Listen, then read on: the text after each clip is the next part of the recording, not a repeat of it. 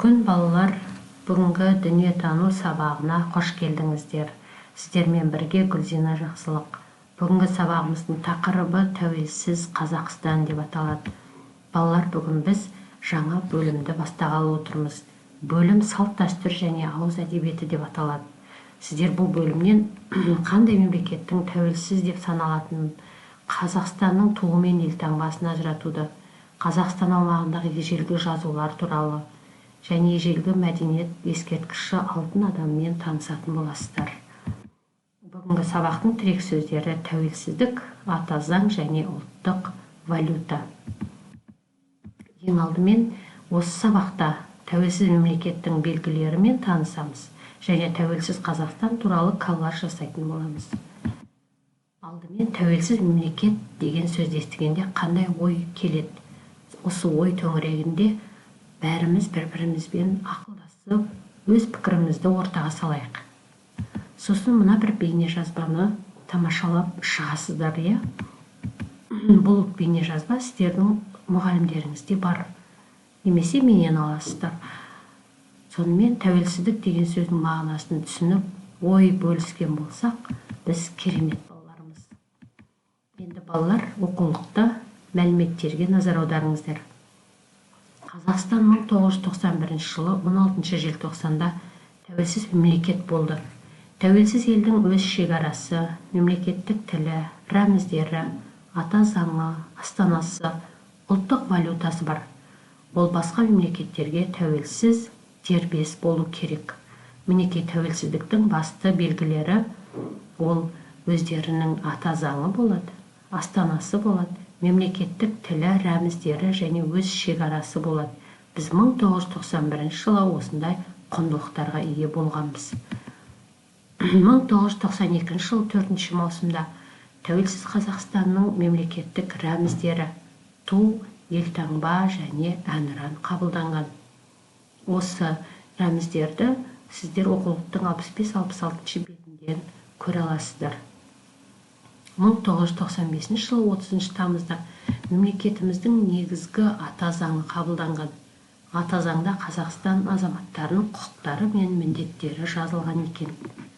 Балалар, сіздер Қазақстан Республикасының қай жылы тәуелсіздік алғанын білдік па? Білдіңіздер ма? Рәміздер күнінің қай күн екенін білдік па? Ата заң күнінше оны да білдік па? Ендеше жарайсыздар. Тәуелсіз Қазақстанның тұңғыш президенті ол Нұрсұлтан Назарбаев. Ал қазіргі Қазақстан Республикасының президенті Қасым-Жомарт Тоқаев екенін сіздер жақсы білесіздер. Ал 1993 жылы 15 қарашада Қазақстанның ұлттық валютасы теңге пайда болды. Ал еліміздің астанасы ол Нұр-Сұлтан қаласы. Тұңғыш президентіміз туралы мәлімет, қазіргі президент туралы мәлімет, ұлттық валютамыздың қашан пайда болғаны, еліміздің астанасы туралы мәлімет алдыңыздар, жарайсыздар.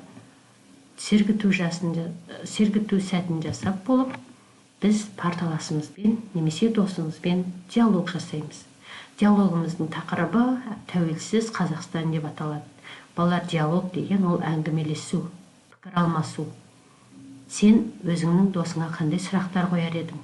Мысалы үшін сен тәуелсіз Қазақстан туралы не білесің деген сұрақ қойғым келіп тұр. Ал сіздер осы сұрақтарды өздеріңіздің тәуелсіз Қазақстан туралы сұрақтарыңызды бір-бірлеріңізге қойып, пікір алмасып, әңгімелесіп көріңіздер.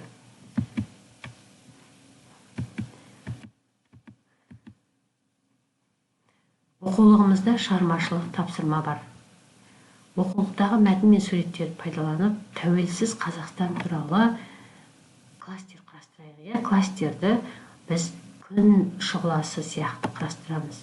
Және оны түрлі түсті бояулармен безендіреміз. Мысалы үшін тәуелсіздік деген ол теңдік, бостандық, ұлтжандылық, егемендік, бейбітшілік және ұлттық рухымыз екен. Қазақстан туралы кластер құрып, оны безендірген болсаңыздар, жарайсыздар. Осы сабақта біз балалар Тәуелсіз мемлекеттің белгілерін білдік па? Тәуелсіз Қазақстан туралы коллаж жасадық па? Ендеше өте тамаша түсіндік. Балалар, өздеріңіздің жасаған коллаждарыңыз немесе кластерлеріңізді мұғалімдеріңізге немесе маған жолдасаңыздар болады. Келесі сабақта кездескенше сау болыңыздар.